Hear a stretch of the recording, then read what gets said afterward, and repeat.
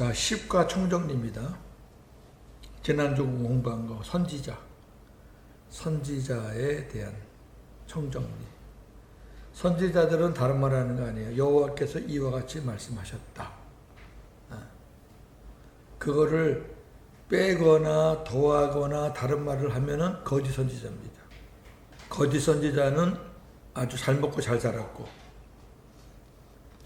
왕궁에서 살았고 왕 옆에서 아주 온갖 거 다 누렸지만 참 선지자들은 고통이 많았습니다. 매도 맞고 뺨도 맞고 구덩이에 들어가기도 하고 감옥에 들어가기도 하고. 자, 오늘 지난 시간에 빠졌던 못했던 부분도 오늘 보충해 주는 겁니다. 1번의 선지자의 시조는 모세와 아론을 통해서 볼 수 있다. 이게 총정리 1번 문제인데 요거는 그냥 지나가겠습니다. 또 반복할 필요가 없어요. 하나님이 모세를 세워서 하나님 말씀을 전했고 그것을 들은 아론은 그 말에 순종했고. 자, 두 번째, 하나님과 이스라엘 백성과의 변론입니다. 변론. 요거는 지난 공부할 때 빠졌던 부분입니다. 자, 어떻게 변론했는지, 하나님이 뭘 원하시고, 또 선지자는 하나님 앞에 무엇을 구했고, 백성들은 또 어땠고, 그런 삼각관계를 한번 잘 보시면서 읽으면 좋겠습니다. 미가서 6장 1절에서 8절입니다. 너희는 여호와의 말씀을 들을지어다. 너는 일어나서 산을 향하여 변론하여 작은 산들이 네 목소리를 듣게 하라 하셨나니 너희 산들과 땅의 견고한 지대들아 너희는 여호와의 변론을 들어라. 여호와께서 자기 백성과 변론하시며 이스라엘과 변론하실 것이라. 이르시기를 내 백성아 내가 무엇을 네게 행하였으며 무슨 일로 너를 괴롭게 하였느냐. 너는 내게 증언하라. 내가 너를 애굽 땅에서 인도에 내어 종로로 사는 집에서 속량하였고 모세와 아론과 미리암을 네 앞에 보냈느니라. 내 백성아 너는 모압 왕 발락이 꾀한 것과 부올의 아들 발람이 그에게 대답한 것을 기억하며 시딤에서부터 길갈까지의 일을 기억하라. 그리하면 나 여호와가 공의롭게 행한 일을 알리라 하실 것이니라. 자, 여기까지는 지난 시간에 했어요. 하나님이 너희들을 애굽에서부터 너희 하나님이 되어서 여기까지 인도했다. 근데 너희들은 내 말을 하나도 안 듣고 발락을 쫓아가질 않나, 발람을 쫓아가질 않나, 우상을 따라다니기 바빴다. 나한테 뭐 할 말이 있느냐? 내가 너희를 어떻게 했는데 내가 너희를 왜 괴롭게 했다 그러느냐? 한번 얘기해봐라. 그랬더니 미가 선지자가 이렇게 말하는 거예요. 보라색 글씨는 미가 선지자가 하나님께 묻는 겁니다. 시작. 내가 무엇을 가지고 여호와 앞에 나아가며 높으신 하나님께 경배할까? 내가 번제물로 1년 된 송아지를 가지고 그 앞에 나아갈까? 여호와께서 천천의 순양이나 만민의 강물 같은 기름을 기뻐하실까? 내 허물을 위하여 내 맏아들 내 영혼의 죄로 말미암아 내 몸의 열매를 드릴까? 하나님, 우리가 잘못한 것에 대해서 그러면 어떡할까요? 첫째, 번제물로 1년 된 송아지를 가지고 갈까요? 1년 된 송아지가 제일 아주 튼튼하고 좋습니다. 그 다음에 아니면 천천의 순양이나 만만의 강물 같은 기름을 가지고 갈까요? 송아지 하나 갖고 안 되면 엄청 많은 순양과 기름을 하나님 앞에 갖다 드릴까요? 이게 다 제사 때 필요한 것들이에요. 그 다음에 그것도 안 되면 내 허물을 위해서 내 맏아들을 하나님 앞에 드릴까요? 이런 건요 다 이방신들이 하는 것들을 지금 이스라엘 백성들이 어느새 그거를 지금 자기 삶에 적용을 하는 거. 무슨 하나님이 맏아들을 주라 그랬어요? 맏아들을 죽이는 거는 예수님 한 분으로 족한 거예요. 하나님이 예수님, 하나님의 독생자 맏아들을 죽이셨잖아요. 그러므로 인해서 우리는 그럴 필요가 없는데 지금 봐요. 내 헌물을 위해서 내 맏아들을 드릴까요? 이거는 드린다는 얘기는 죽인다는 얘기, 제물로 바친다는 얘기죠. 그것도 안 되면 나를 드릴까요? 내 몸을 그래야 하나님께 용서받을 수 있을까요? 그걸 묻는 거예요. 선지자도 이 정도 수준이에요. 그래도 선지자는 하나님 앞에서 뭔가 해결해 보려고 하는 거예요. 자, 하나님의 응답이 어떻게 나왔는지. 초록색. 사람아, 주께서 선한 것이 무엇임을 네게 보이셨나니 여호와께서 네게 구하시는 것은 정의를 행하며 인자를 사랑하며 겸손하게 네 하나님과 함께 행하는 것이 아니냐. 하나님이 원하시는 것은 이거예요. 정의를 행하고 인자를 사랑하고 겸손하게 하나님과 동행하라. 그러면 너희들이 뭐 별것 안 해도 돼. 뭐 재물 가져오고 기름 가져오고 뭐 가져오고 뭘 바치고 그럴 필요 없어. 너희들은 왜 제사 드리는 형식에만 그렇게 관심이 많냐. 나는 너희들의 마음을 원하는데. 마음은 딴 데가 있고 껍데기만 한다고 그게 되니? 이렇게 답을 주신 거예요. 자, 그 다음에 큰 3번은 선지자들은 자신들의 메시지를 선포하기 위해 종종 어떤 방법들을 사용했나. 하나님이 선지자들을 통해서 여러 가지 말씀을 상징적으로 보여줬죠. 자, 우선 이스라엘이 앗수르를 막으려고 애굽과 구스의 도움을 바랄 때 앗수르가 쳐들어오는데 앗수르를 막기 위해서 이스라엘이 애굽하고 구스하고 동맹을 맺는 거예요. 그러면 적어도 우리가 이스라엘이 애굽과 구스와 동맹을 맺으면 앗수르 정도는 우리가 이기지 않겠느냐 그거예요. 지금 꼭 우리 선거 때 뭐 단일화하는 것 같아요. 이렇게 합치면은 우리가 이기지 않겠느냐. 천만에요. 이기긴커녕 더 떨어져요, 표가. 그런 짓 하면 안 돼요. 지금까지 우리 대선 역사에 단일화 해가지고 딱 한 번 된 경험이 있고 나머지는 다 안 됐어요. 그 딱 된 게 김대중하고 김종필.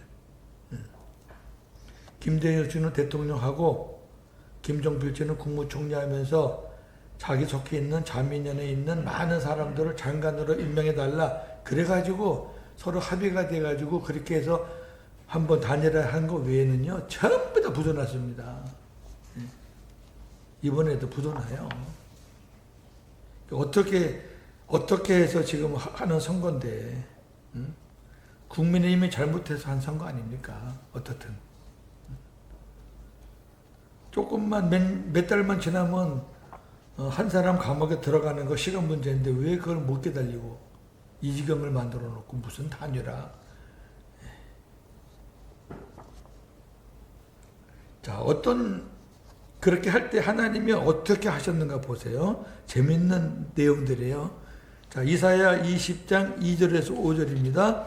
여호와께서 아모스의 아들 이사야에게 말씀하여 이르시되 갈지어다 네 허리에서 배를 끄르고 네 발에서 신을 벗을지니라 하시매 그가 그대로 하여 벗은 몸과 벗은 발로 다니니라. 여호와께서 이르시되 나의 종 이사야가 3년 동안 벗은 몸과 벗은 발로 다니며 애굽과 구스에 대하여 징조와 예표가 되었느니라. 이와 같이 애굽의 포로와 구스에 사로잡힌 자가 앗수르 왕에게 끌려갈 때에 젊은 자나 늙은 자가 다 벗은 몸과 벗은 발로 볼기까지 드러내어 애굽의 수치를 보이리니 그들이 바라던 구스와 자랑하던 애굽으로 말미암아 그들이 놀라고 부끄러워할 것이라. 아멘. 하나님 이사야에게 너 3년 동안 벌거벗고 다녀. 물론 홀딱 벗지는 않았겠죠. 네. 신도 신지 마. 3년 동안. 이건 뭘 가리키느냐? 이스라엘이 애굽하고 구스하고 연합해서 아수르를 대항하려고 하는데 결국 애굽하고 구스 사람들이 아수르한테 끌려간단 말이야. 끌려. 벌거벗은 몸으로 끌려가는 거를 미리 보여주는 거예요. 오로지 이스라엘은 애굽을 사모했고 구스, 이디오피아죠. 구스를 사모했는데 이디오피아가 이 구약에서는 아주 강대국 중에 하나예요. 지금은 아주 초라한 나라가 됐지만. 이렇게 미리 하나님이 어떻게 하신다는 거를 선지자들이 몸으로 보여줘요. 참 선지자 하기 어려워요. 아니 하루 이틀 아니고 3년 동안이나 옷을 입지 말고 신발을 신지 말고 다니랬는데 또 이사야가 그렇게 하잖아요. 그 다음에 세 가지를 볼 건데요. 두 번째는 북이스라엘의 심판과 멸망을 알리시기 위해. 이건 기가 막힌 거예요. 북이스라엘과 남유다가 있잖아요. 하나님이 이제 북이스라엘은 영원히 멸망시키는 거고 남유다는 다시 기회를 주는 거예요. 자, 북이스라엘의 심판, 영원한 멸망을 알리시기 위해 하나님이 호세아에게 어떤 말을 하셨는지 호세아 1장 2절에서 9절입니다. 여호와께서 호세아에게 이르시되 너는 가서 음란한 여자를 맞이하여 음란한 자식들을 낳으라. 이 나라가 여호와를 떠나 크게 음란함이라 하시니 이에 그가 가서 데블라임의 딸 고멜을 맞이하였더니 고멜이 임신하여 아들을 낳으매 여호와께서 호세아에게 이르시되 그의 이름을 이스르엘이라 하라. 조금 후에 내가 이스라엘의 피를 예후의 집에 갚으며 이스라엘 족속의 나라를 피할 것임이니라. 고멜이 또 임신하여 딸을 낳으매 여호와께서 호세아에게 이르시되 그의 이름을 롤루하마라 하라. 내가 다시는 이스라엘 족속을 긍휼히 여겨서 용서하지 않을 것임이니라. 고멜이 롤루하마를 젖댄 후에 또 임신하여 아들을 낳으매 여호와께서 이르시되 그의 이름을 로암미라 하라. 너는 내 백성이 아니요 난 너희 하나님이 되지 아니할 것임이니라. 야, 선지자한테 음란한 창녀한테 결혼하라는 거예요. 호세아가 그렇게 했을 때 사람들에게 그 당할 비난이 엄청날 거 누가 몰라요? 호세아가 알지. 아니 하나님의 선지자라는 사람이 음란한 여자하고 결혼해가지고 자식을 막 낳아. 하나님의 메시지는 그 자식 셋한테 있는 거예요. 셋. 이름을 잘 보시면 롤루하마 아니죠. 이스라엘 그 다음에 롤루하마 그 다음에 로암미 내 백성이 아니다. 긍휼을 베풀지 않겠다. 로라는 게 부정형이에요. 부정형 아니라는 거지. 암미는 백성이 내 백성인데 로암미는 내 백성이 아니야. 그런 말이야.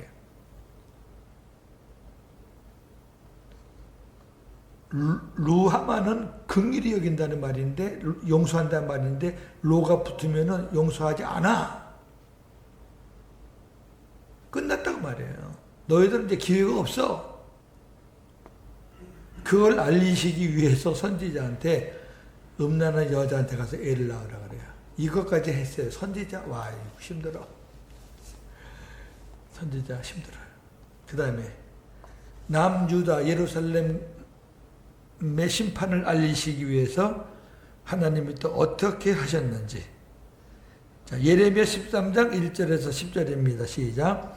여호와께서 이와 같이 내게 이르시되 너는 가서 배띠를 사서 내 허리에 띠고 물에 적시지 말라 하시기로 내가 여호와의 말씀대로 띠를 사서 내 허리에 띠니라.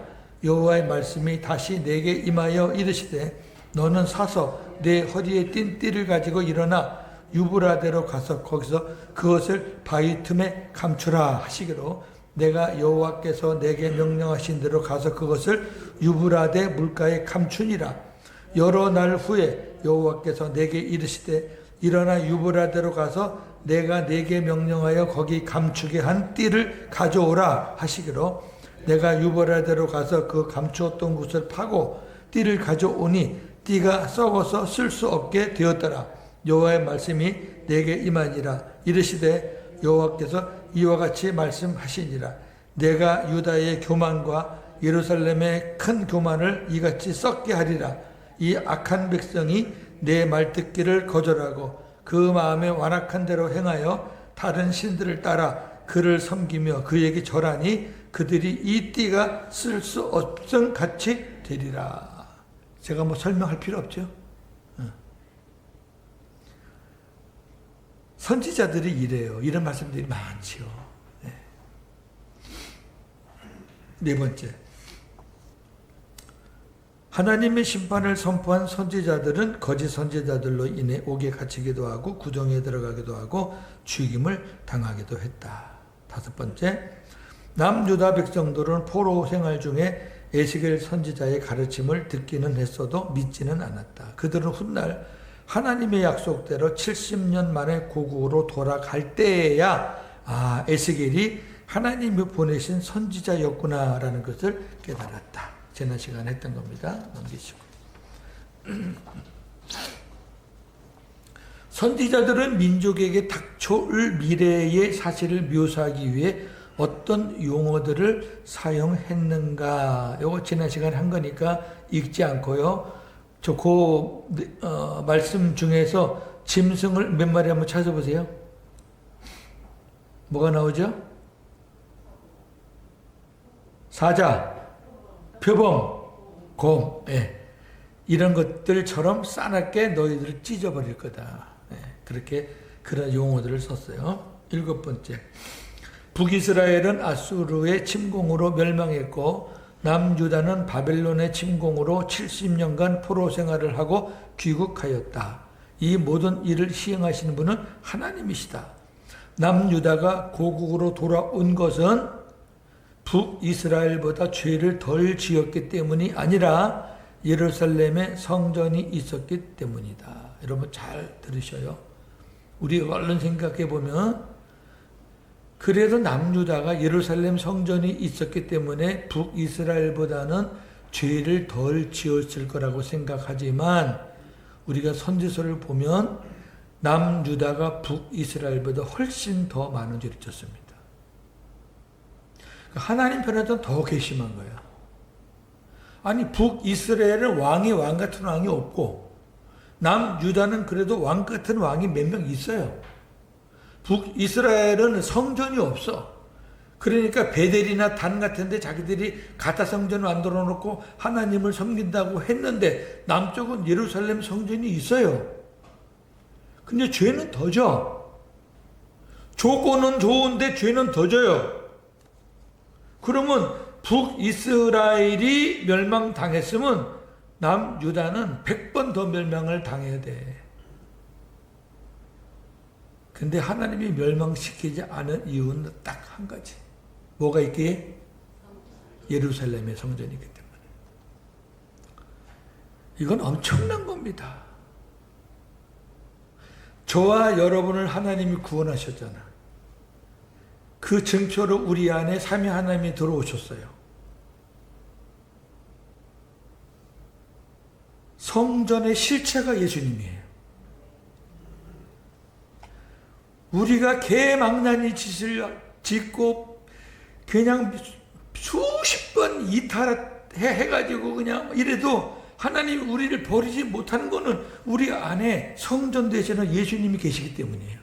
똑같은 원리란 말이에요, 이게. 세상 사람들은 우리보다 죄를 덜 지는 사람들도 많아요. 그런데 그들은 100%다 심판받고 지옥 가요. 왜?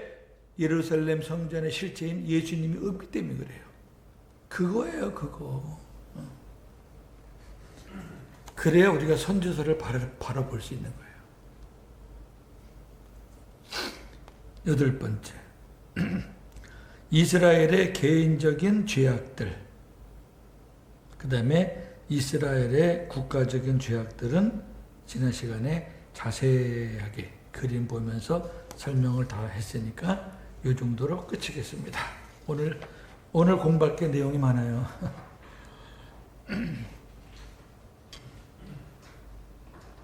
자,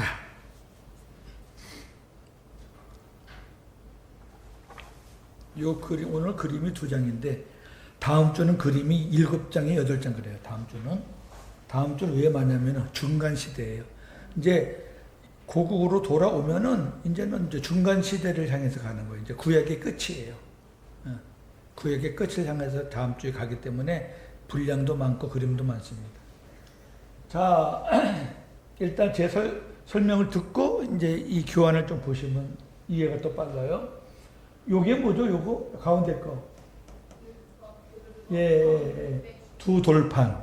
요게 2 돌판. 가운데 이렇게 해가지고 왜 2 돌판이라는 얘기인데, 돌판에는 몇 개명이 있는 거죠? 원래는 10개명이 있는데 지금 2 돌판에 613개명이 있는 거예요. 그럼 이렇게 요거면 되는데 이렇게 많이 만들어. 세상에 613개. 요 인간들이 하는 짓이에요. 그러니까 하나님은 요렇게 아주 하나님의 계명은 단순하고 명료해요. 하나님 외에 다른 신 섬기지 마. 하나님을 우상으로 만들지 마. 거기에 절하거나 숭배하지 마. 간단해요. 거기 뭐 살 붙일 게 뭐가 있어요. 그런데 이 인간들이요, 이렇게 단순한 거를 이렇게 크게 알고 그냥 큰 산으로 만들어버려요. 그럼 생각을 해봐요. 요거 지키는 게 쉬워, 요게 지키는 게 쉬워. 이게 낫죠. 그래도 10개인데. 한 613개라니까. 613개 중에는 1년에, 하루에 하나씩 매일 지키는 게 필요하다. 이래가지고 365개. 긍정적인 거. 그 다음에 요거는 지키지 말아야 된다. 이거는 우리가 하면 안 된다. 요거는 해야 된다. 요거는 하지 말아야 된다. 그런 거가 248개. 이렇게 해가지고 합해갖고 613개거든요. 그러니까 맨날 앉아서 자기들이 지키고 있는 거는 몇 개고, 자기들이 못 지키고 있는 거는 몇 개고, 맨날 그거 씌고 앉아 있는 거야. 그게 뭐 하는 짓이요? 그게 율법주의자들이에요. 그게 지금도 그래요. 율법주의자들은 뭐냐면은 율법으로 바르게 잘 살아야 하나님의 복을 받고 의로워진다. 그러니까 많이 만들어 놓고 누가 더 많이 그것을 지키고 있나. 예를 들어서 365개를 하나님이 순종하라고 했는데 나는 거기서 몇 개를 순종하고 있나. 바리새인들은 그걸 매일 쉬는 거예요. 그럼 만나서 하는 주제가 뭐냐면은 너 요새 몇 개 지키냐? 나 200개. 야, 200개밖에 안 지키냐? 바리새인 서기관이. 나는 250개 지킨다. 그럼 또 딴 놈이 하나 와가지고 나는 300개 지키는데 그러면 깨갱하는 거지. 그게 율법이에요. 나보다 더 의로운 사람 만나면 기중등본. 그러니까 일반 성도들이 목사 만나면 기죽는 게 왜 그러냐? 목사님이 나보다는 많이 알겠지. 뭘 알아 알기는. 물론 아시는 분들도 있겠지만 여러분 꼭 그렇지 않습니다. 그 다음에 요거 뭐냐면 요 큰 그림 이게 뭐죠? 요거 이렇게 있는 거.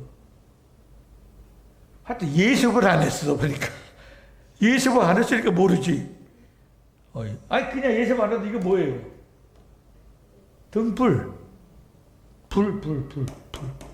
요건 등잔이고 등불. 요거는 뭐예요? 성전. 성전에 누가 계셔요? 하나님. 하나님이 이스라엘 백성에게 원하는 것이 뭐였냐면 네 마음에 성전을 두고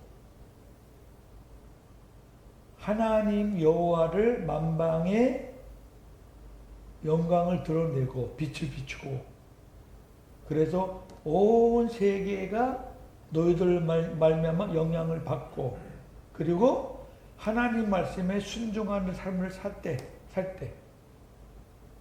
하나님이 이렇게 살라고 계명을 준 거야. 이렇게 살라고 하나님께서 말씀을 주신 거라고. 근데 이스라엘 백성은 마음에 성전을 두지 않고 성전에서 제사를 몇 번 드리느냐, 어떻게 드리느냐, 거기에 관심이 많아가지고 형식적인 것만 생각을 했지 이런 내면적인 데 관심이 없어. 아까 미가 선지자가 말한 대로 너희가 정의를 행하고 인자를 사랑하고 하나님께 동행하는 것이 그게 맞다. 근데 이스라엘 백성들은 선지자부터 우리가 제물을 하나 드릴까요? 철을 드릴까요? 나를 드릴까요? 아들을 드릴까요? 그러고 있다고.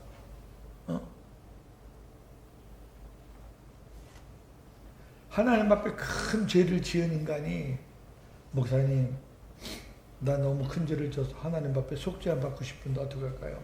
그 목사가 하나님 앞에 속죄 헌금 드려. 얼마를 드릴까요? 너 죄를 얼마나 많이 지은지 알아? 1,000,000원은 내야지. 그런 사기꾼들도 많어.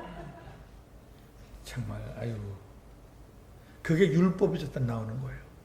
율법에서. 자, 하나님의 뜻은 요였는데 인간들은 이렇게 계명을 많이 만들었다는 얘기는 형식에 치우쳤다고 말이에요. 예를 들어서 여호와를 위해서 우상을 만들지 말고 거기다 절하지 말라. 이거를 그림은 어떨까요? 나무로 만든 적은 어떨까요? 크기는 얼마나 게 우상이고 얼마나 게 아닌가요? 안식을 지키는데 어디까지가 지키는 거고 어디까지가 안 지키는 하여튼 이거를 아주 세분화시켜가지고 그런 꼴을 하는 거예요. 부모를 공경하라 그랬는데 어디까지가 공경하는 건가요? 아버지한테 얼마 많은 소리로 해야지 그 공경하는 거고 얼마 큰 소리로 하면 그게 불경인가요? 하여튼 별의별 그 사례를 보면요 되게 웃겨요.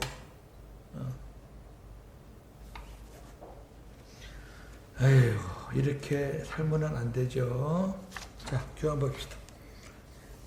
오늘 쭉 잘 따라오시면요 아주 재미있고 지루하지 않습니다. 포로 생활의 고통과 영감.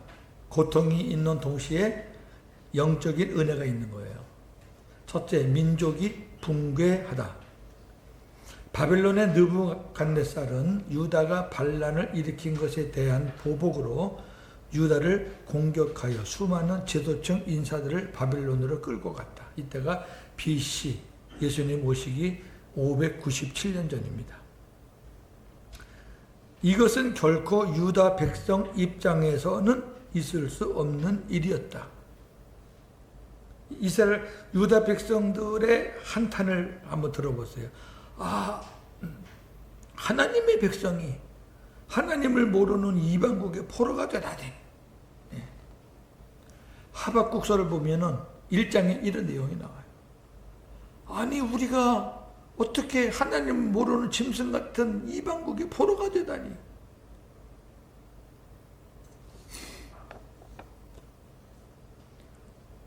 이럴 때 지나친 민족주의적 열심에 사로잡힌 직업선지자, 거짓선지자, 직업선지자는 돈 받고 입을 벌린다 그랬잖아요.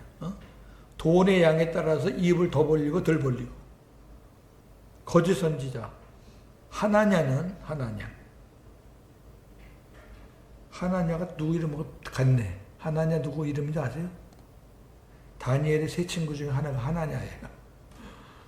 하나냐는 바벨론으로 끌려간 백성들이 2년 내에 돌아올 것이며 바벨론이 가져간 성전 기물들도 함께 가지고 돌아올 것이다. 자, 이 거짓 선지자들이 얼마나 백성들이 원하는 말을 딱 찍어서 얘기해야죠. 하나 뭐냐면은 아이 괜찮아. 2년 안에 돌아와. 안 돌아오면 내 장을 지져. 또 하나는 유다 백성들이 제일 아끼고 사랑하는 성전. 성전에 있는 기물들을 싹 가져갔거든. 왜? 그 돈 되니까. 다 금이에요, 금. 그것도 가져올 거야, 우리가. 그러니까 얼마나 좋아해요? 좋아할 수밖에 없지. 자, 그 내용을 한번 보겠습니다. 예레미야서 28장 1절에서 4절입니다. 그 해 곧 유다 왕 시드기야가 다스리기 시작한 지 4년 5째 달 기분 온 아술의 아들 선지자 하나냐가 여호와의 성전에서 제사장들과 모든 백성이 보는 앞에서 내게 말하여 이르되 만군의 여호와 이스라엘의 하나님이 이같이 일러 말씀하시기를. 야, 지금 이사야 앞에 놓고 예레미야 앞에 놓고 만군의 여호와 이스라엘 하나님이 나에게 이렇게 말씀했다 이러는 거예요. 자, 그 다음에 내가 바빌론의 왕의 멍에를 꺾었느니라. 내가 바빌론의 왕 느부갓네살이 이곳에서 빼앗아 바벨론으로 옮겨간 여호와의 성전 모든 기구를 몇 년 안에? 2년 안에 다시 이곳으로 되돌려 오리라. 내가 또 유다의 왕 여호야김의 아들 여고니아와 바벨론으로 간 유다 모든 포로를 다시 이곳으로 돌아오게 하리니 이는 내가 바벨론의 왕의 멍에를 꺾을 것임이라 여호와의 말씀이니라 하시니라. 앞뒤로 여호와의 말씀이라고 딱 못을 박는 거예요. 이러니까 백성들은 좋은 말이니까 아멘하지요. 아멘하죠. 근데 그 인간이 어떻게 되나 보세요. 거짓 예언을 하는 하나냐는 하나님 심판으로 죽는다. 예레미야 28장 15절 17절입니다. 선지자 예레미야가 선지자 하나냐에게 이르되 하나냐여 들으라. 여호와께서 너를 보내지 아니하셨거늘 네가 이 백성에게 거짓을 믿게 하는도다. 그러므로 여호와께서 이와 같이 말씀하시되 내가 너를 지면에서 제하리니 죽이다는 거죠. 네가 여호와께 패역한 말을 하였음이라. 네가 금년에 죽으리라 하셨느니라 하더니 선지자 하나냐가 그의 7째 달에 죽었더라. 네. 구약에서는 이렇게 거짓 선지자들을 그냥 죽여요, 하나님이. 그래서 하나님이 누가 참 선지자고 누가 거짓 선지자라는 것을 백성들에게 보여주는 거예요. 그러면 예레미야는 이 부분에 대해서 뭐라고 하나님의 뜻을 전하냐? 예레미야는 유다 백성들이 오랫동안 하나냐는 2년인데 예레미야는 70년 포로 생활을 하게 될 것이라고 선포하였다. 그러니까 두들겨 맞지. 그러니까 뺨때기 맞고 구덩이 들어가지. 야, 이 사람아 70년이면 우리 가서 고국에 돌아오지도 못해. 지금 내 나이가 몇인데 70년 동안 바벨론에서 죽으란 말이야. 이런 식이죠. 그러나 어떻게 해요? 하나님의 뜻인데. 예레미야 29장 4절에서 10절을 보겠습니다. 만군의 여호와 이스라엘이 하나님께서 예루살렘에서 바벨론으로 사로잡혀가게 한 모든 포로에게 이와 같이 말씀하시니라. 너희는 집을 짓고 거기에 살며 텃밭을 만들고 그 열매를 먹으라. 아내를 맞이하여 자녀를 낳으며 너희 아들이 아내를 맞이하여 너희 딸이 남편을 맞아 그들로 자녀를 낳게 하여 너희가 거기에서 번성하고 줄어들지 아니하게 하라. 이게 무슨 말이에요? 거기 가서 결혼해서 새끼 낳고 그 새끼도 또 결혼시켜서 또 새끼 낳고 적어도 2대는 거기서 산다 그 말이에요. 기가 막히죠? 그 다음에 너희는 내가 사로잡혀 가게 한 그 성읍의 평안을 구하고 그를 위하여 여호와께 기도하라. 이게 무슨 말이냐면 바벨론의 평안을 위해서 기도하라는 거예요. 바벨론의 평안을 위해서 왜? 바벨론이 평안해야 니네도 평안하다는 거예요. 자, 이거 보셔요.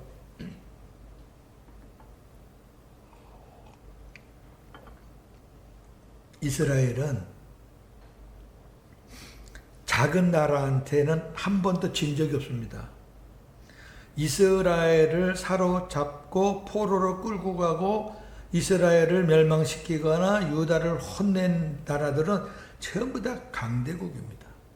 애굽, 그 다음에 바벨론, 그 다음에 페르시아, 그 다음에 헬라, 로마. 와, 어마어마한 나라들이에요. 하나님이 그런 나라에만 이스라엘을 포로로 잡혀가게 했어요. 왜 그러냐면은 강대국의 그늘이 안전한 겁니다. 이해가 되세요? 만약에 자기들이 포로로 끌려갔잖아요. 근데 바벨론이 현찮아. 막 다른 나라 공격에 맨날 그냥 그러면요. 이스라엘 포로로 끌려간 그 백성들은요. 그냥 앉아서 죽는 거예요. 그리고 맨날 전쟁이 지니까 이제 군사로 끌려 이제 파병되고 이러는 거예요. 그러니까 하나님이 제일 먼저 말한 게 뭐냐? 너 거기 가서 고향에 돌아올 생각하지 말고 좋은 사람 만나서 결혼해. 니네 자식들 장성하면 또 결혼시켜. 그러고 숫자를 줄이지 말고 숫자를 불려. 이거 다 뜻이 있는 거예요, 하나님께서. 들어갈 때는 요만한 사람이 들어가지만 나올 때는 많이 나올 수 있어? 꼭 출애굽 때와 똑같잖아요. 70명 들어갔다가 수백만 되어서 나왔잖아요. 그때는 430년이고 이번 70년이니까 그만큼 많지는 않아도. 그 다음에 두 번째는 너희들을 지배하고 있는 그 바벨론을 위해서 너희들 평안하기를 기도해. 자, 그 다음에 만군의 여호와 시작. 만군의 여호와 이스라엘의 하나님께서 이와 같이 말씀하시니라. 너희 중에 있는 선지자들에게와 점쟁이에게 미혹되지 말며 너희가 꾼 꿈도 고지 듣고 믿지 말라. 내가 그들을 보내지 아니하였어도 그들이 내 이름으로 거짓을 예언함이라. 여호와의 말씀이니라. 여호와께서 이와 같이 말씀하시니라. 바벨론에서 70년이 차면 내가 너희를 돌보고 나의 선한 말을 너희에게 성취하여 너희를 이곳으로 돌아오게 하리라. 하나님이 70년 말했으면 이거는 감해지는 게 아니에요. 70년 채워야 되는 거예요. 무슨 근데 거짓 것들은 계속 이제 직업 선지자니까. 그렇게 70년인데 하나님이 나한테 꿈에 나타나 가지고 30년 감했대.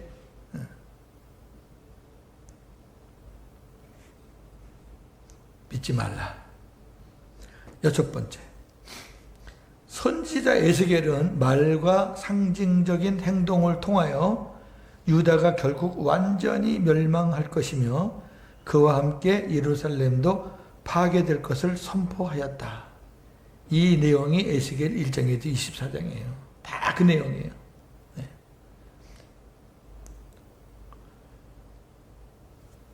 이사야, 예레미야, 에스겔 전부 다 유다 선지자입니다. 호세아 북이스라엘 선지자입니다. 예, 그거 나중에 제가 정리해 드릴게요.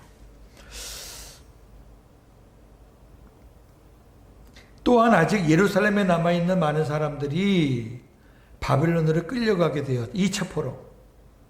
바벨론이 포로를 2번 끌고 갑니다. 두 번째 끌고 가요. 그래서 포로의 숫자가 더욱 많아지게 될 것이라고 선포합니다. 야, 끌려간 사람도 많아가지고 지금 막 눈물바다인데 에스겔이 뭐라 그러냐면 바빌론이 와서 더 끌고 간대. 그때는 예루살렘을 완전히 파괴시키고 끌고 갑니다. 그러니까 첫 번째 침공할 때는 예루살렘 성전에 있는 그 돈 되는 것만 다 챙겨갔죠. 근데 두 번째 침공하실 때는 예루살렘 성전을 파괴시켰어요. 파괴시키고 포로를 더 끌고 갔어요. 에스겔서 33장 21절. 우리가 사로잡힌 자 15째 날에 예루살렘에서 도망하여 온 자가 내게 나와 이르되 그 성이 함락되었다 하였는데, 그러니까 12년 만에 두 번째 침공을 한 거예요.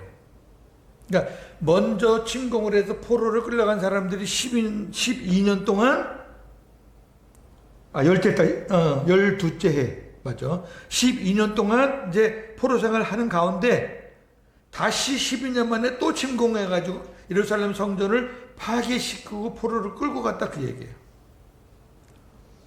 여러분 이제 우리가 역사를 좀 아시겠죠? 기본적인 거는 아시면 좋아.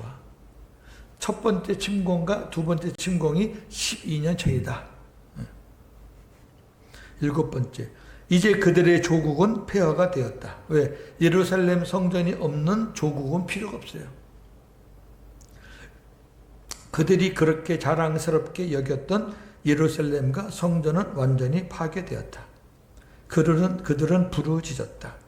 하나님, 왜 이러한 일들이 일어나는 것인가요? 당연하죠.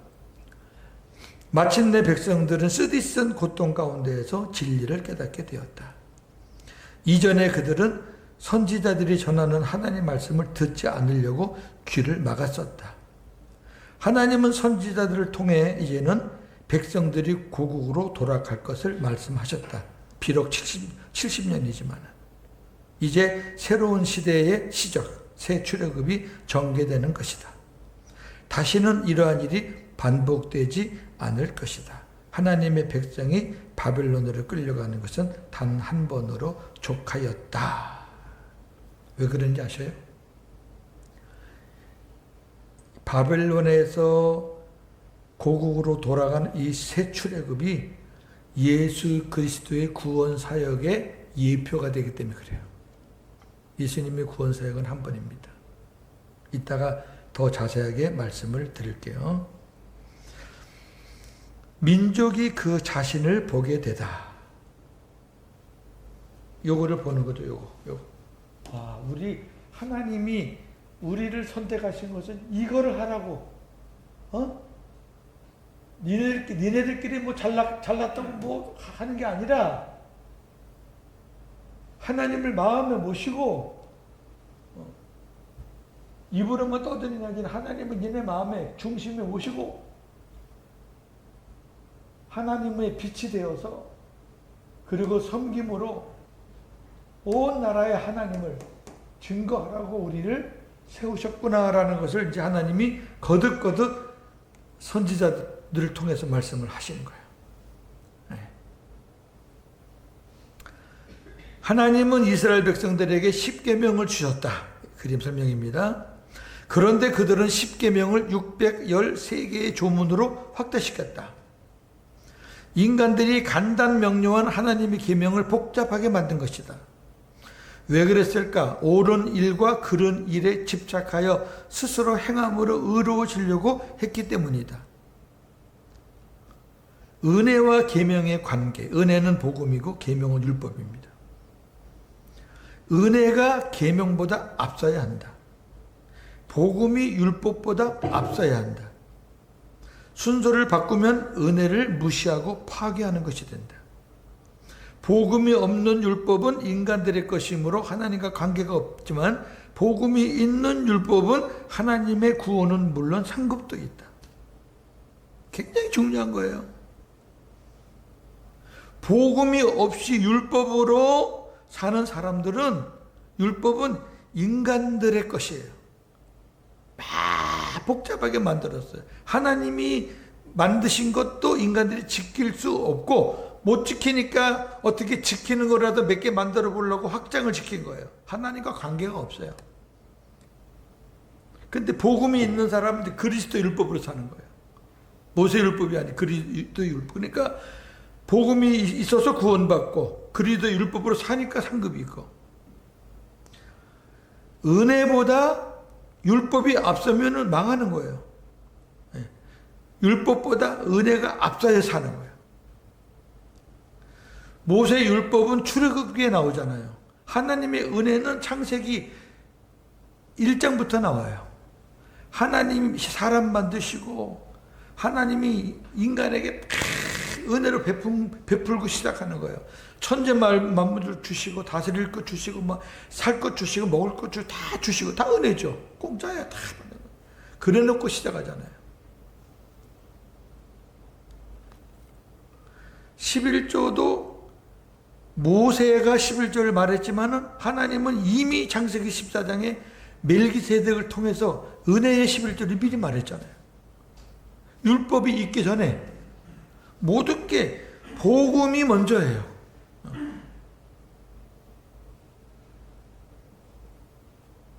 세 번째, 하나님은 이스라엘을 자신에게 순종하는 종의 백성으로 삼으셨다. 요거죠, 요거. 그리하여 이스라엘을 도구로 삼아 하나님의 은혜를 모든 민족에게 알리려고 하셨다. 여기 모든 민족 알리려고 하셨다. 넘기시고 출애굽기 19장 5절 6절이 그 내용입니다. 세계가 다 내게 속하였나니 너희가 내 말을 잘 듣고 내 언약을 지키면 너희는 모든 민족 중에서 내 소유가 되겠고 너희가 내게 대하여 제사장 나라가 되며 거룩한 백성이 되리라. 나는 이 말을 이스라엘 자손에게 전할지어다. 하나님의 관심은 온 세계예요. 근데 너희가 먼저 내 소유가 되면 내가 너희들을 통해서 너희들을 제사장 나라로 삼아서 그 내 뜻을 이루겠다. 이스라엘 자손에게 전해라. 또한 하나님은 이스라엘을 흑암 중에 있는 모든 민족들에게 하나님의 빛을 발하는 등불로 삼으시겠다고 약속하셨다. 이거 등불로. 열왕기하 8장 19절입니다. 여호와께서 그의 종 다윗을 위하여 유다 멸하기를 즐거워하지 아니하셨으니 이는 그와 그의 자손에게 항상 등불을 주겠다고 말씀하셨음이더라. 아멘. 하나님은 유다를 멸하기를 기뻐하지 않으셔요. 절대 멸하시지 않아요. 왜? 다윗의 계열에서 예수님이 탄생하시기 때문에 그래요. 절대 멸하지 않았어요. 멸했었으면 주님이 어떻게 탄생하셨어요? 다윗의 계열인데. 결국 등불 되시는 예수 그리스도. 참 멋있어요. 미리 하나님은 너희들이 하나님의 영광을 밝히는 등불이 되라. 다섯 번째, 이스라엘 백성은 70년의 바벨론 포로 생활을 마치고 고국으로 돌아와서 가장 먼저 한 일이 있어요. 뭐냐면 예루살렘 성전을 재건하는 거예요. 예루살렘 성전 재건. 여기서 위험한 것은 그들이 예루살렘 성전에 임재하신 하나님의 영광보다 성전에서 드리는 제사에 더 관심이 많았다는 거예요. 이건 예나 지금이나 똑같아요. 돌아와서도 똑같았어요. 오늘날 우리도 주의해야 돼요. 성전 되시는 주님보다 예배의 형식에 더 집중하는 것은 잘못된 거예요.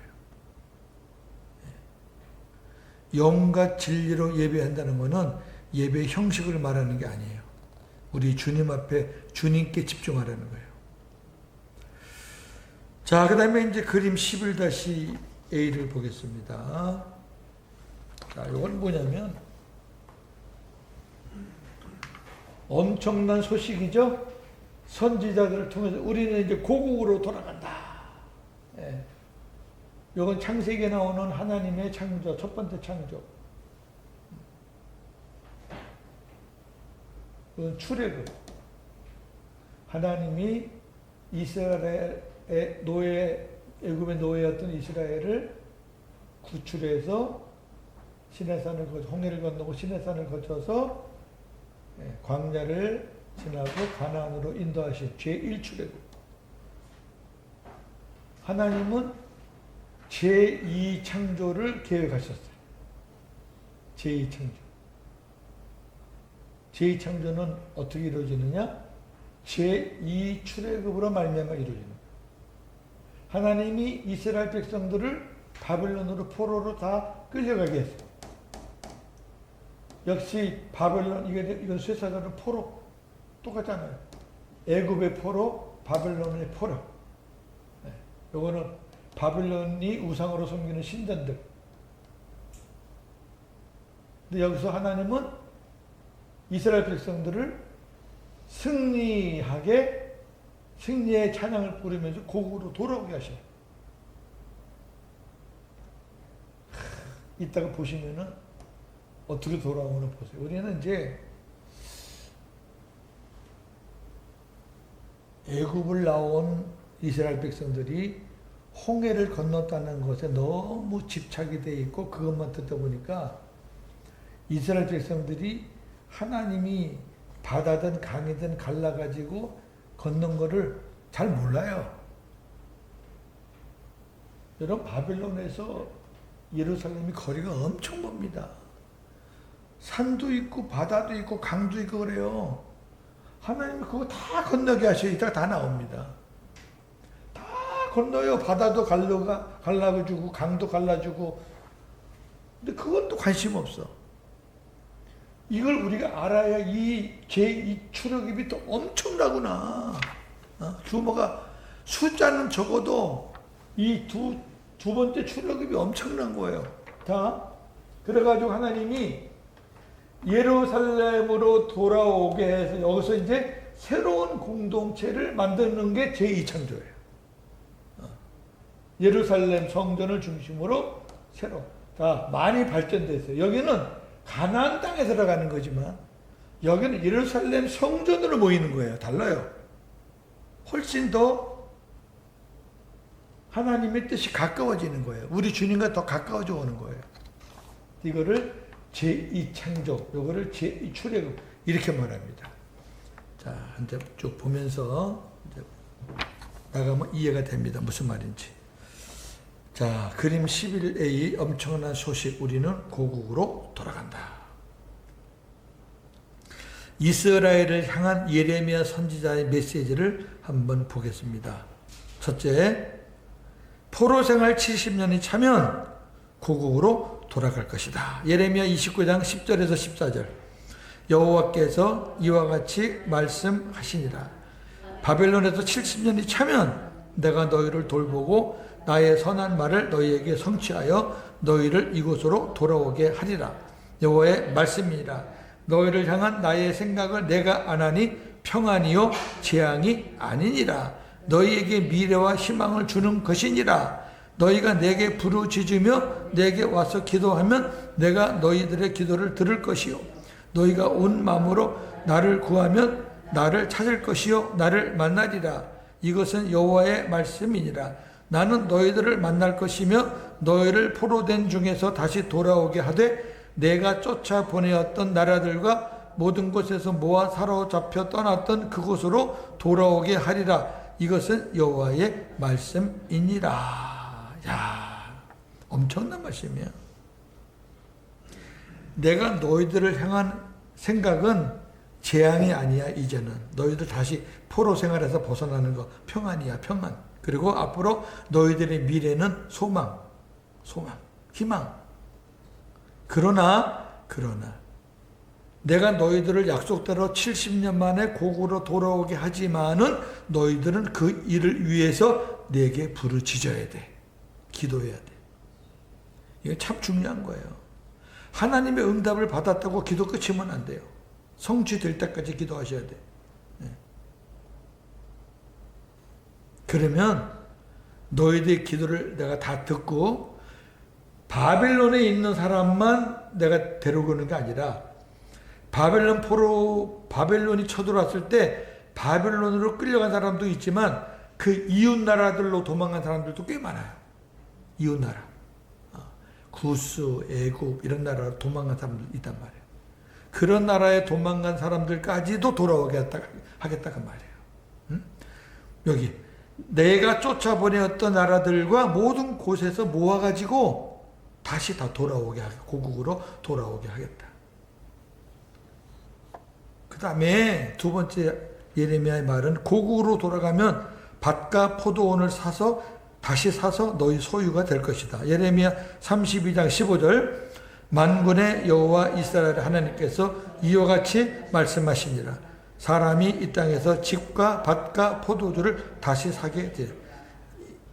이런 걸 산다는 거는 이제 이 고국이 니네 땅이야. 이제는 다 니네 소유가 될 거야. 이제는 다른 나라한테 안 뺏겨. 그 다음에 이제 남은 거는 뭐냐면, 이제부터 이사야서를 공부하는 겁니다. 마지막까지 다 이사야서입니다. 이사야서를 이 크로스의 기자가 아주 심층적으로 아주 멋지게 했어요.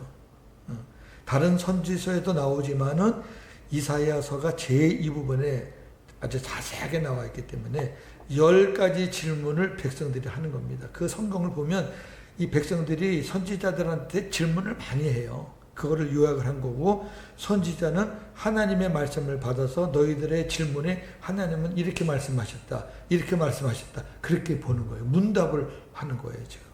그러니까 백성들과 이사야 선지자의 문답입니다. 우리는 고국으로 돌아간다 하니까 백성들이 궁금한 게 많은 거예요. 자, 궁금한 거 10가지 보겠습니다. 첫째, 바벨론의 신들은 이 일에 대해서 무엇이라고 말할 수 있겠는가? 이게 바벨론의 신이 어디 갔어?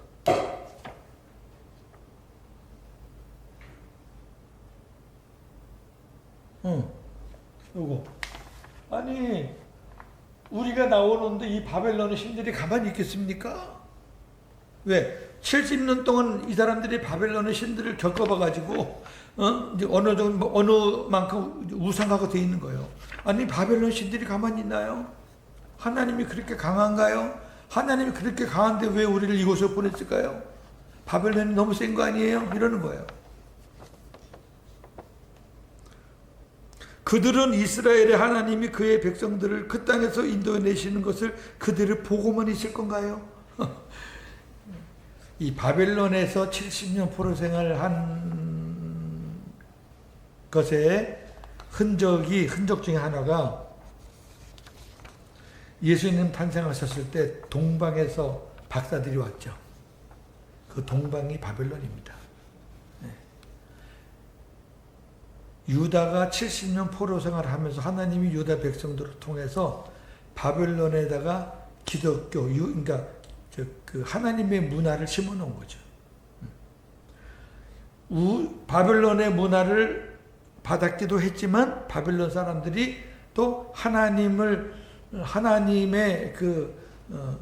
신앙을 그들에게 또 심어 주기도 했어요.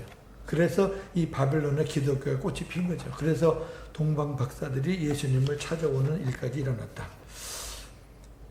하나님의 대답이 이겁니다. 바벨론의 신들은 아무것도냐? 그것들은 존재하지도 않아. 그것들을 숭배하는 자들은 자기들의 신들을 금이나 은이나 쇠와 나무로 만들어서 동물들의 등에 싣고 다니잖아. 그게 뭐가 신이야? 그 말이에요. 자, 이사야 40장 18절에서 20절입니다. 그런즉 너희가 하나님을 누구와 같다 하겠으며 무슨 형상을 그에게 비기겠느냐? 우상은 장인이 부어 만들었고 장색이 금으로 입혔고 또 은사슬을 만든 것이니라. 궁핍한 자는 거제를 드릴 때 썩지 아니하는 나무를 택하고 지혜로운 장인을 구하여 우상을 만들어 흔들리지 아니하도록 세우느니라. 예? 가난한 사람은 나무로 우상을 만들고 돈 조금 있는 사람은 금으로 우상을 만들고 그것뿐이지. 그거하고 하나님하고 어떻게 비교를 해? 그 다음에요. 이사야 46장 1절 2절입니다. 벨은 엎드러졌고 느보는 구보로. 벨, 느보가 바빌론의 신들입니다. 그들의 우상들은 짐승과 가축에게 실렸으니 너희가 떠매고 다니던 그것들이 피곤한 짐승의 무거운 짐이 되었도다. 그들은 구부러졌고 그들은 일제히 엎드러졌으므로 그 짐을 구하여 내지 못하고 자기들도 잡혀갔느니라. 그 짐승들이 그 우상들을 싣고 가는데 나중에는 짐승들이 그게 너무 무거워서 싣고 다니지도 못하고 갖다 버리고 그렇게 됐다고 말이에요. 그러면서 우주의 창조자이시고 역사의 지배자는 오직 하나님 한 분뿐이시다. 이렇게 선포합니다. 이사야 40장 25절 26절. 거룩하신 이가 이르시되 그런즉 너희가 나를 누구에게 비교하여 나를 구하 동등하게 하겠느냐 하시니라. 너희는 눈을 높이 들어 누가 이 모든 것을 창조하였나 보라. 주께서는 수요대로 만상을 이끌어내시고 그들의 모든 이름을 부르시나니 그의 권세가 크고 그의 능력이 강함으로 하나도 빠짐이 없느니라. 이렇게 대답을 하는 거죠. 두 번째 질문. 여호와는 우리를 바벨론으로부터 이끌어내실 만한 힘을 갖고 계시는가? 그때 하나님이 이사야를 통해서 물론이다. 그는 온 바다를 자신의 손바닥으로 움켜 잡으시는 분이시다. 이사야 40장 12절 17절. 누가 손바닥으로 바닷물을 헤아렸으며 뼘으로 하늘을 제꼈으며 땅에 티끌을 되에 담아 보았으며 접시 저울로 산들을 막대 저울로 언덕들을 달아 보았으랴. 그의 앞에는 모든 열방이 아무것도 아니라 그는 그들을 없는 것 같이 빈 것 같이 여기느니라. 아무것도 아니야. 있으나 마나 것들이야 그거는. 세 번째 질문. 여호와는 나중에 힘이 강해지셨음이 틀림없다. 왜냐하면 처음에 우리가 바벨론으로 끌려갔을 때 보고만 계셨기 때문이다. 그게 사실 아닌가? 그때 하나님이 이렇게 말하죠. 결코 아니다. 유다 백성이 바벨론으로 끌려가는 것을 허용하신 것은 여호와께서 연약해서가 아니라 여호와의 언약을 경휼히 경망스럽게 여긴 유다 백성들을 깨우치게 하시기 위해 바벨론의 손에 붙이신 것이다. 하나님이 하신 거지. 하나님이 약해서 너희들을 끌려가는 건 못 막으신 게 아니다. 이사야 42장 24절 25절. 야곱이 탈취를 당하게 하신 자가 누구냐? 이스라엘을 약탈자에게 넘기신 자가 누구냐? 여호와가 아니시냐? 우리가 그에게 범죄하였도다. 그들이 그의 길로 다니기를 원하지 아니하며 그의 교훈을 순종하지 아니하였도다. 그러므로 여호와께서 맹렬한 진노와 전쟁의 위력을 이스라엘에게 쏟아 부으심에 그 사방에서 불타오르나 깨닫지 못하며 몸이 타나 마음에 두지 아니하는도다. 너희가 말을 안 들으니까, 순종하지 않으니까 하나님이 그렇게 보내가지고 하나님 내가 했어 내가. 네 번째 질문. 여호와는 어떻게 우리들을 바벨론의 멍에에서 벗어나게 하실 수 있는가? 하나님께서 이렇게 대답하십니다. 여호와께서 바사가 페르시아야. 페르시아 왕 고레스와 그의 군대를 사용하실 것이다. 여호와께서 필요하시면 어느 민족이라도 도구로 사용하신다. 자, 이제 고레스가 나옵니다. 이사야 41장 25절에서 27절. 내가 한 사람을 일으켜 북방에서 오게 하며 내 이름을 부르는 자를 해 돋는 곳에서 오게 하였나니 그가 이르러 고관들을 석회같이 토기장이가 진흙을 밟은 같이 하리니 누가 처음부터 이 일을 알게 하여 우리가 알았느냐? 누가 이전부터 알게 하여 우리가 옳다고 말하게 하였느냐? 알게 하는 자도 없고 들려주는 자도 없고 너희 말을 듣는 자도 없도다. 내가 비로소 시온에게 너희는 이제 그들을 보라 하였노라. 내가 기쁜 소식을 전할 자를 예루살렘에게 주리라. 아무도 몰라. 이스라엘 유다가 거기서 바벨론에서 포로에서 풀어나는 과정을 아무도 몰라. 고레스라는 이방 왕이 바벨론을 쳐서 이겨가지고 그 고레스를 통해서 예루살렘으로 유다 백성들을 돌아가게 한다는 것을 누가 알아? 여기 봐. 아무도 몰라. 아무도 몰라. 근데 내가 기쁜 소식을 전할 자 고레스를 예루살렘에게 주리라. 자, 이제 어떻게 하나 보세요. 이사야 45장 1절에서 4절입니다. 여호와께서 그의 기름 부음을 받은 고레스에게 이같이 말씀하시되. 여러분, 고레스는 이방 왕이에요. 페르시아 왕인데 하나님이 기름 부었다는 얘기는 하나님이 하나님의 도구로 쓰시겠다는 거예요. 내가 그의 오른손을 붙들고 그 앞에 열국을 항복하게 하며 내가 왕들의 허리를 풀어 그 앞에 문들을 열고 성문들이 닫히지 못하게 하리라. 내가 너보다 앞서가서 험한 곳을 평탄하게 하며 논문을 쳐서 부수며 쇠빗장을 꺾고 네게 흑암 중에 보화와 은밀한 곳에 숨은 재물을 주어 네 이름을 부르는 자가 나 여호와 이스라엘의 하나님인 줄 네가 알게 하리라. 내가 나의 종 야곱, 내가 택한 자 이스라엘, 곧 너를 위하여 네 이름을 불러 너는 나를 알지 못하였을지라도 네게 칭호를 주었노라. 하나님이 고레스를 통해서 바벨론을 박살내겠다는 거예요. 자, 이렇게 보세요. 일반 세계사는 페르시아가 신흥 강국으로 떠오르면서 바벨론을 쳐 부셔 이겼다 이렇게 생각합니다. 일반 세계사는 그렇게 볼 수밖에 없잖아요. 근데 그때의 세계사를 보면, 저는 이제 역사에 관심이 많아서 지금 그런 얘기를 하면 너무 늦으니까, 바벨론의 그 강대함을 이 신흥 강국인 페르시아가 엄두를 못 내요. 감히 엄두를 못 내요. 게임이 안 돼요. 비교가 안 되는 사이즈예요. 근데 하나님이 바벨론에 있는 유다 백성들을 예루살렘으로 다시 돌려보내게 했다는 날짜가 다가오는 거예요. 70년이 다가오는 거예요. 그럼 하나님이 그 약속을 지켜야 돼, 안 지켜야 돼요? 지키셔야지. 그래야 여호와지. 지키시니까 여호와예요. 하나님이 사인을 많이 줘요. 이 선지서 보면은 바벨론 왕들에게 사인을 줘요. 근데 이것들이 말을 안 들어요.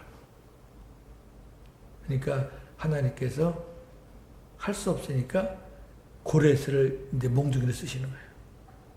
이 고레스를 몽둥이로, 예전에 바벨론을 몽둥이로 쓰실 때는 유다 백성들을 때린 거고, 이제 이 몽둥이는 누구 때리는 거예요? 바벨론 때리는 거예요. 결국 우리 세계사로 보면은 페르시아가 신흥 강국이 되어서 바벨론을 이겼다 보지만, 우리는 그게 아니라 하나님의 약속을 이루시기 위해서 하나님이 페르시아를 통해서 바벨론을 멸망시켜 때려보는 거죠. 멋있잖아요. 네. 지네들이 아무리 강대국이라도 하나님의 약속을 거슬리는 것은 다 제거되는 거예요. 그 말이에요. 지금 박살내겠다는 거예요. 자, 5번째 질문. 그것은 하나님 편에서 매우 중대한 사역이다. 새 출애굽이다. 2번째 출애굽이다. 너무 좋은 거예요. 정말입니까? 야, 우리 조상들은 애굽에서 나왔는데 우리도 나갑니까? 하나님 말씀합니다. 이 사건은 애굽에서 이스라엘 백성을 건져내신 것과 매우 흡사하다. 아니, 그 이상이다. 그래서 이 사건을 새 출애굽, 2번째 출애굽이라고도 한다. 제가 녹색 글씨, 이 사건은 장차 예수 그리스도의 구원 역사의 예표이다. 자, 이사야 43장 14절에서 21절 보면은 멋있는 말씀들이 많이 나와요. 자, 시작. 너희의 구속자여 이스라엘의 거룩한 이 여호와가 말하노라.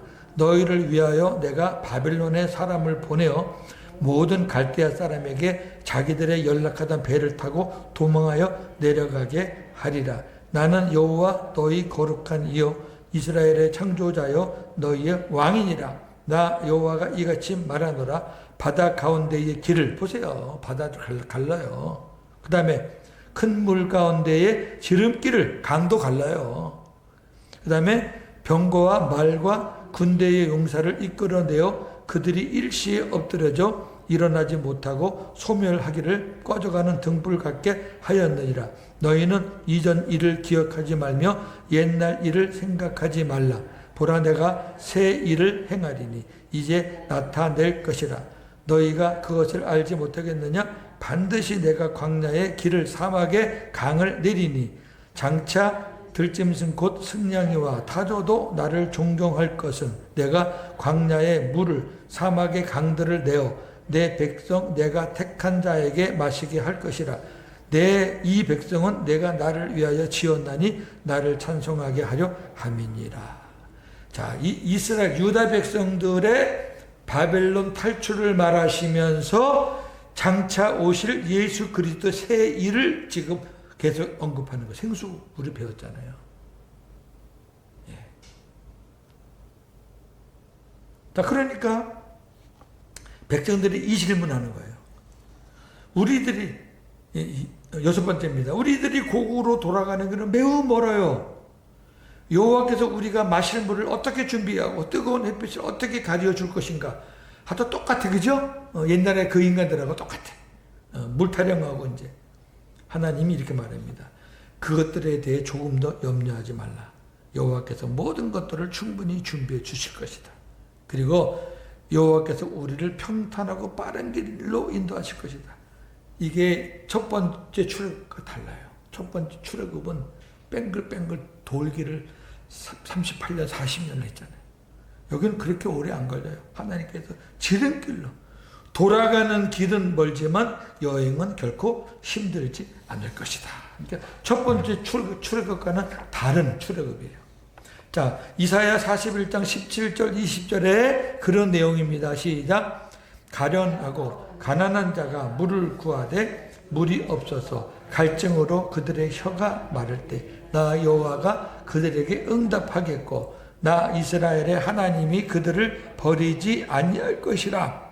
내가 헐벗은 산에 강을 내며 골짜기의 가운데 샘이 나게 하여 광야가 못이 되게 하며 마른 땅이 샘 근원이 되게 할 것이며 내가 광야에는 백향목과 시띠나무와 화석류와 돌감람나무를 심고 사막에는 잣나무와 소나무와 황양목을 함께 두리니 무리가 보고 여호와의 손이 지으신 바요 이스라엘 고르가 이가 이것을 창조하신 바인 줄 알며 함께 하리며 깨달으리라. 이야, 첫 번째랑은 완전히 달라요. 하나님이 오아시스까지 만들어준대. 쉬어가라고. 네. 먹는 물은 고사하고 백향목, 시집나무, 화석류, 감람나무, 뭐 잣나무, 사막에 잣나무, 소나무. 아이고. 일곱 번째. 바벨론 사람들이 우리 예루살렘 땅을 완전히 폐허로 만들어 버렸는데 원래의 모습으로 원상복구할 수 있을까요? 이제 굉장히 질문이 이제 구체적으로 되는 거예요. 간다는 거 믿으니까. 하나님 이렇게 말합니다. 이사야를 통해서 즐거워하라. 여호와 하나님은 그 땅을 새로운 낙원 에덴 동산으로 만드실 것이다. 그 땅은 새로운 창조물과 같이 될 것이다. 이사야 51장 3절.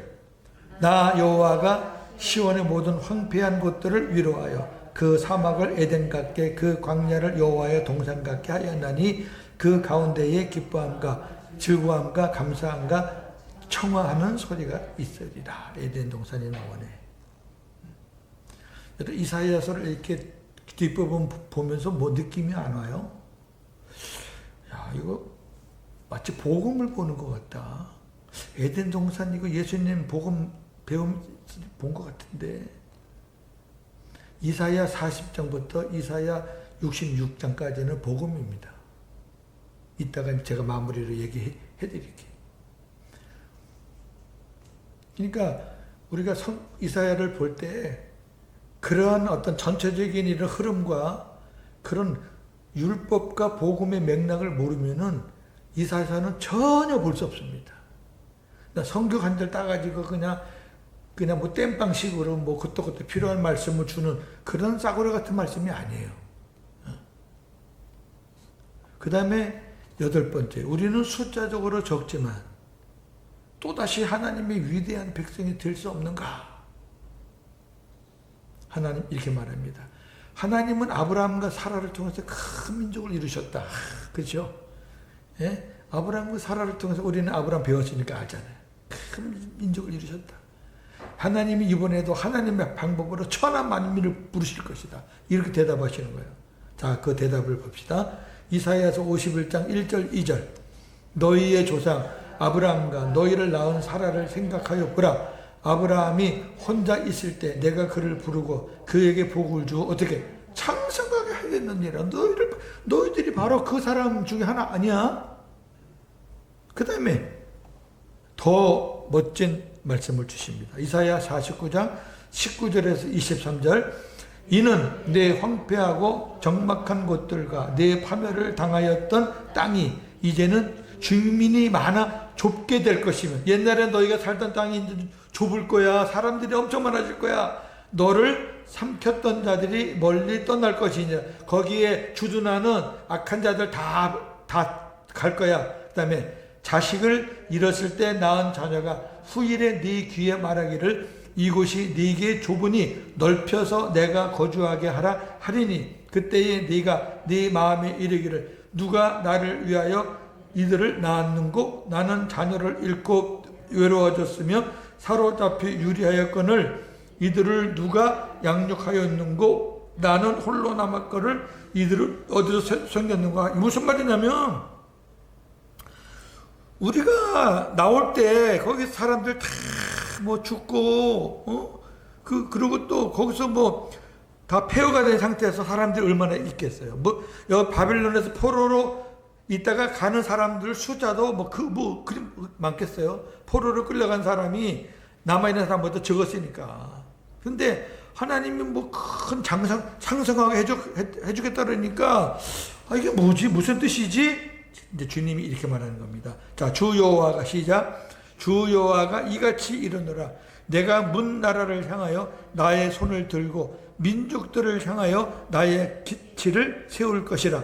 그들이 네 아들들을 품에 안고 네 딸들을 어깨에 메고 올 것이며, 왕들은 네 양보가 되며 왕비들은 네 유모가 될 것이며, 그들이 얼굴을 땅에 대고 네가 절하고 네 발에 티끌을 핥을 것이며, 네가 나를 여호와인 줄 알리라. 나를 바라는 자는 수치를 당하지 아니하리라. 아멘. 무슨 말이냐면은, 이제는 너희들이 여호와의 등불 같은 민족이 되어서 너희 주변에 있는 여러 나라들이 너희를 향해서 올 거다.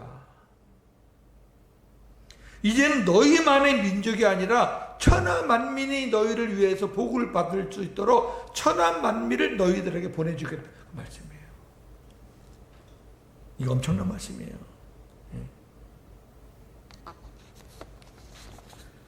자, 이렇게 말하니까 이제 백성들이 이렇게 질문합니다. 여호와께서 우리에게 이러한 놀라운 일들을 행하시는 이유가 뭡니까? 그때 이렇게 말합니다. 여호와께서 포로된 백성들을 놀라운 방법으로 돌아오게 하시는 것은 백성들, 너희들이 그럴 만한 자격이 있기 때문이 아니야. 첫째는 너희가 하나님의 약속을 받은 아브라함의 자손들이기 때문에 하나님의 그 약속을 이루시는 것이고, 두 번째는 하나님께서 그 약속을 이루심으로 영광을 드러내시기 위함이야. 하나님이 말씀하신 것은 반드시 하시는구나. 그 영광을 받으시기 위함이야. 이렇게 말씀합니다. 이사야 44장 21절 22절. 야곱아 이스라엘아 이 일을 기억하라. 너는 내 종이니라. 내가 너를 지었으니 너는 내 종이니라. 이스라엘아 너는 나에게 잊혀지지 아니하리라. 내가 네 허물을 빽빽한 구름같이 네 죄를 안개같이 없이 하였으니 너는 내게로 돌아오라. 내가 너를 구속하였음이니라. 너희들이 포로 생활을 가든 고생을 하든 너희들은 내 자녀야. 너희들은 내 백성이야. 너희들의 모든 죄를 다 용서해 줄게. 이사야 48장 10절 11절. 보라 내가 너를 연단하였으나 은처럼 하지 아니하고 너를 고난의 풀무불에서 택하였노라. 나는 나를 위하여 일을 이룰 것이라. 어찌 내 이름을 욕되게 하리요 내 영광을 다른 자에게 주지 아니하리라. 오늘 아침에 우리 잠언 말씀을 봤어요. 은은 도가니불에서 연단하고 금은 풀무불에서 연단. 도가니불은 예를 들어서 한 300도밖에 안 된다 그러면 풀무불은 1000도. 아침에 본 말씀이다. 딱 이해가 되네. 은으로 연단하면은 시원찮은 게 나와요. 무슨 말인지 알겠죠? 근데 풀무에 연단하면 금처럼 나와요. 하나님이 너희들을 바벨론에 보내서 금처럼, 금 같은 그런 연단, 연단을 통해서 너희들을 금같이, 정금 같은 사람으로 만들어 냈다. 왜? 내 영광을 위해서. 할렐루야! 이게 하나님의 뜻이에요. 자, 마지막 질문. 우리는 안전하게 길을 걸어갈 수 있을까요? 이건 뭐냐면 중간에 적들도 나올 거고 뭐 짐승도 나올 거고 막 그럴 건데, 그때 하나님이 여호와께서 너희 앞에서 함께 하시고 뒤에서 함께 하시니까 염려하지 마. 안전하게 돌아갈 것이야. 너희 입으로 하나님을 찬양하면서 갈 거야. 그래요. 자, 이사야 52장 11절 12절. 너희는 떠날지어다. 바벨론에서 떠날지어다. 거기서 나오고 부중한 것을, 우상을 버려라 말해요. 그 가운데서 나올지어다. 여호와의 기구를, 성전의 그 기구들을 매는 자들아 스스로 정결하게 할지어다. 여호와께서 너희 앞에서 행하시며 이스라엘의 하나님이 너희 뒤에서 호위하시리니 너희가 황급히 나오지 아니하며 도망하듯 다니지 아니하며. 뛰어다니지 않아도 돼. 막 놀라서 그렇게 나오지 않아도 돼. 그냥 평안하게 와. 앞뒤로 하나님이 딱 지키는데, 그 다음에 찬양한다는 거예요.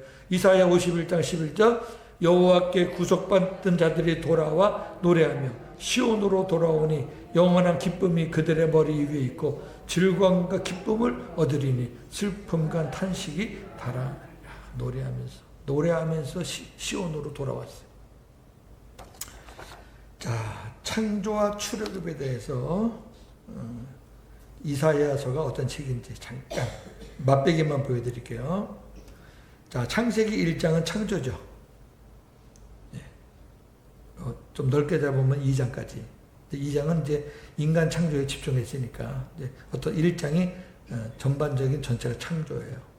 그 다음에 출애굽기 14장은 출애굽이에요. 제1출애굽. 이사야서가 66장으로 되어 있죠. 성경이 몇 권이죠? 66권이죠. 구약은 몇 권이죠? 39권. 신약은요? 27권. 39, 27 이렇게 외우면 돼요. 하나님의 섭리예요. 참 이거 보면 기가 막혀요. 이사야는 1장부터 39장과 40장부터 66장이 완전히 다릅니다. 색깔이. 1장부터 39장은 구약의 쓰라린 아픈 역사에 쫙 나와요. 근데 40장부터는 분위기가 확 바뀌어요. 왜? 포로로 돌아오는 게 시작이 되거든요. 신약의 그림자로서 새 출애굽과 새 창조를 예고하는 거예요.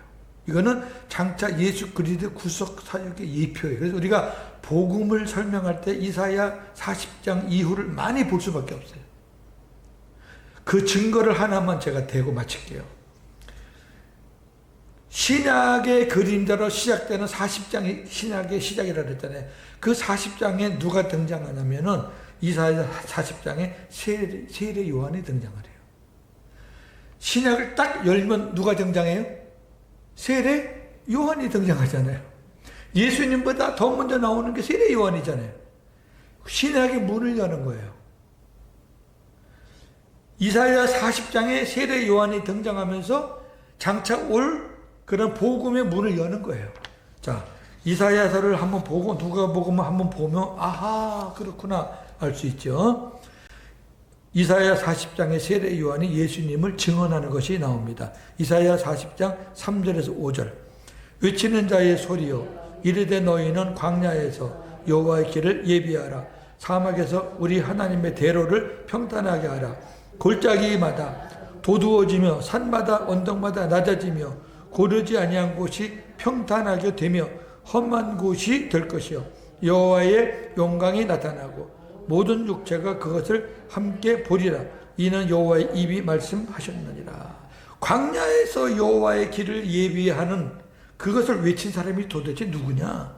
누가복음 3장 2절에서 6절입니다. 하나님의 말씀이 빈들에서 사가랴의 아들 요한에게 세례 요한입니다. 임한지라.